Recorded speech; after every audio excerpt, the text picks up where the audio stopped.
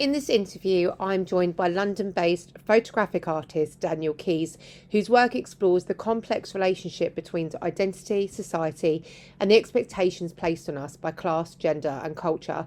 Working largely with analogue photography, Daniel creates striking images that blur the line between documentary and fiction, often reflecting real experiences and the people around him. His work has been exhibited internationally in cities including London, Rome, and Berlin, and he also has a winner of the Portrait of Britain Award from the British Journal of Photography. I loved every second of this interview talking to Daniel and finding out the reason behind his photography and why he takes the photography that he does, and it really struck a chord with how I feel and why I do the job that I do. So this is a little chat with Daniel Keyes Photography. If you can introduce who you are and what you do, what's your name and where'd you come from? No, who you are and what you do. Okay. Hi, I'm Daniel Keyes. I'm a photographer and teacher. I mainly shoot conceptual fine art photography, stuff for kind of therapy for myself, I guess. And then I also teach photography at a university. So that's what it is. So the kind of photography that I do, to be honest, is incredibly depressing. I kind of was thinking about this. Basically, you know, like how films can be really unsettling and depressing, or music can be like angry or upsetting or weird or whatever. Yeah. Photography, that's the kind of photography that I want to make, which is basically to express something from myself. And quite often that is like self-therapy. So it's like something that I'm finding very, very uncomfortable about myself or about a situation. I'll then make photographic work about that, often by putting myself in that uncomfortable position. So, that's why I do this. Oh, that's is it? Yeah. Get yourself in front of people. So, like, for instance, my most recent project that I'm working on a lot is me trying to self-therapize what happened to me at school, what happened with like body image, my relationship with straight male friends, where I'm like always putting myself in like a bit of a distance from them. So I'm like, well, maybe they're gonna see something wrong in our relationship or our friendship. So what I've done is basically made this project where I'm forcing my straight male friends to be in a vulnerable position visually with me. So maybe they'll be topless or kind of in their underwear, and we'll be having a conversation about body and about our friendship and relationships and masculinity and all this kind of stuff. And I'm there predatorily with a camera, so I'm like doing all the things that I'm worried people are going to view me as, to reflect back to myself that that isn't the case and they don't feel that way and they are very comfortable, and also create that special space, like a space for me and that person to kind of have that friendship conversation. People that I've known for like 18 years, and we have that conversation, we talk about all these things and have a really vulnerable, connected moment, and then document it by the camera. So it's things like that. That's the kind of stuff that I do. I had no idea. This is amazing. It's that thing of you, when you think people are going to think the worst, and the worst thing, and the story that you tell yourself and your brain, and you know it's not true, but this is proof that it's not true, but I need to go through the pits of hell and the most uncomfortable thing to see it's not true. It's a document of that, but it also then reflects as a document of our friendship, as a document of that person at that point in their life. So another project that I did, for instance, was it's called Concurrence, and it's like basically about how the friendships I have are completely coincidental, but it all happened because of Brexit. When Brexit happened, I was like, shit, people are going to like leave, they're going to leave the country, and I'm not going to be able to see them or talk to them anymore, or whatever my brain went. So I was like, well, I'm going to force a conversation. I'm going to literally force us to sit down together in a room and have a chat, just so we can have a chat, a really deep chat. And I'm just going to document it by putting my camera next to me and then firing it off without looking through it when I feel the moment is correct. So it's all that kind of thing. So it's like making things happen in real life so that I can then sit there and be experiencing of it. And I guess that also comes from the fact that I often feel like I'm not living in the moment and all the kind of usual millennial paranoia, like, oh, I'm not doing this, I'm not doing that. So it's like I'm kind of forcing myself to do that and actually have that moment with people.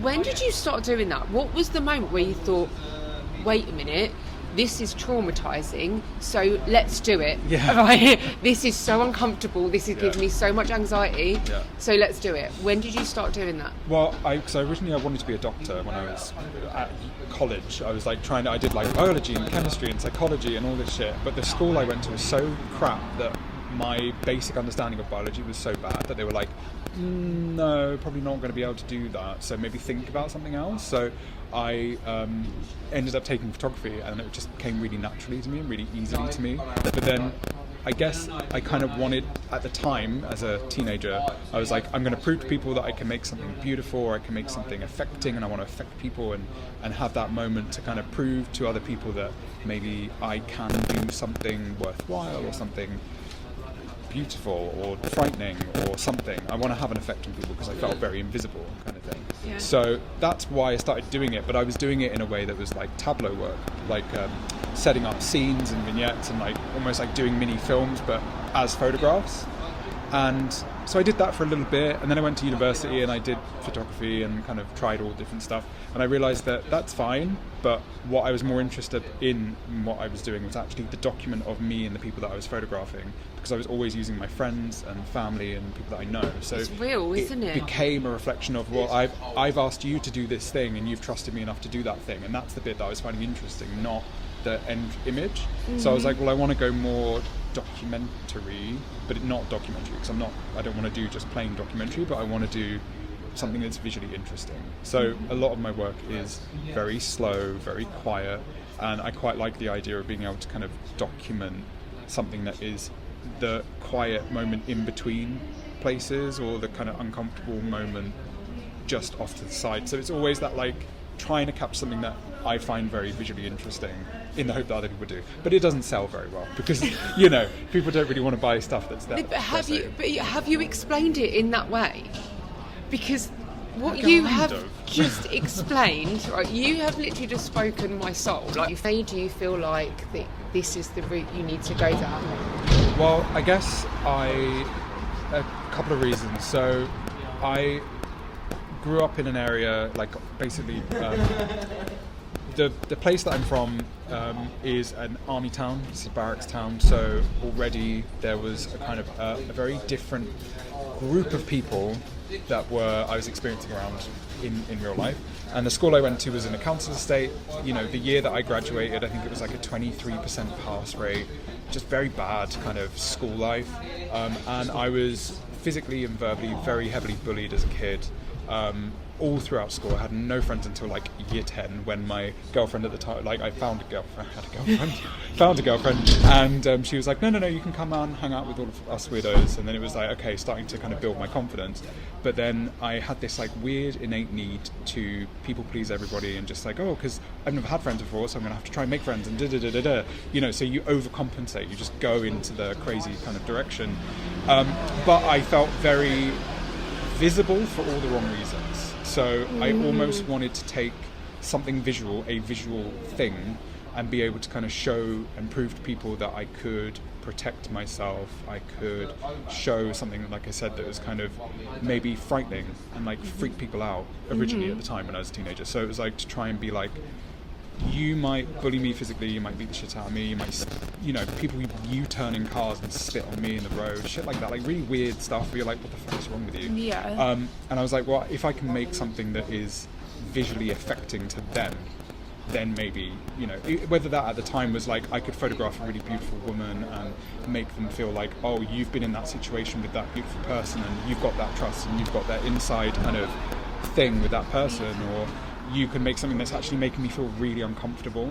It's like I wanted to make those people feel uncomfortable. Because that was a projection. You wanted to do it almost the right way. Yeah. In a way, it's like it's you getting your own bag, but almost in a way of it's the higher ground. Yeah. But the most beautiful way in the higher ground. But it's also therapizing myself, going like, oh, I've got this issue and this thing keeps popping up in my head. So like with the straight male friendship thing, it's just like having mini panic attacks if I feel like I've overstepped a boundary, or like, oh, maybe they feel this way, or maybe if I've said that thing then they're going to be really weird about it, you know. And then it's just like almost like this weird over proving to myself that actually look at that document, that space, that person had that much trust in you and was willing to go to that place with you. So don't think about it in the negative space. Almost. But it's almost like, so everyone's brains works the same way on a certain thing, and it's patterns, isn't it? And do you think you're finding this pattern that's happening, and these photographs are a way of you actually medicating that? Yeah. It's medicating the pattern and stopping the pattern. Yeah. So Yeah. anybody who wants to find your work, where can they find it? And kind of are you open to kind of people coming forward and saying, look, I want you to photograph me or this? Or, well, how would they go about that? So my work you can find online, I guess, would be the easiest place. So I've got a website which is daniel-keys.co.uk or Daniel Keys Photography on Instagram. And I'm always happy to talk to people and see, you know, like what people think about collaborating. I'm like up for that totally. But what I would say is the kind of work that I make, I guess, is quite a personal thing. And on one hand, that might stop people from relating to it because it's very, very much my own people and this thing. But I'm hoping that actually there is a universal thing to be said about it, like you said. So yeah, I'm totally up for talking to people and people want to collaborate, but a lot of the people, it's people that I know. You just look absolutely petrified when you just went, I'm up for collaborating, please leave me alone. But you know what, this is a thing, that's part of it as well. Yeah. So I feel like the portraits that I was taking is because I didn't feel comfortable taking portraits. This is because I didn't feel comfortable with my straight male friends for some unknown reason. So maybe the next step is collaborations. I'm petrified of talking to people, right? Yeah. And having conversations and having that, I don't know, I am petrified of it, and that's why I think I do. I think you just shrinked me in a really weird kind of way, but I get it. It's this petrifies me, but why does this petrify me? Exactly. And I can either hide from it forever, or we face it head on. Absolutely. And we help other people in doing so. Absolutely. No, I agree. And I think that's the other thing, you know, like a lot of my problem is like, what do people expect from me? So that's why me being a commercial photographer never works. So I was like doing fashion, but then doing it in my own way, and then being like, but these people are going to hate that. Because they want it done this way and their way, but also, I'm not going to do it your way because I'm going to do it my own way, bitch. Yeah, exactly. Pretty much, yeah. So it's balancing that out. So yeah, that's me. We should be heavily medicated, but instead we're creating, and I love it. Thank you so much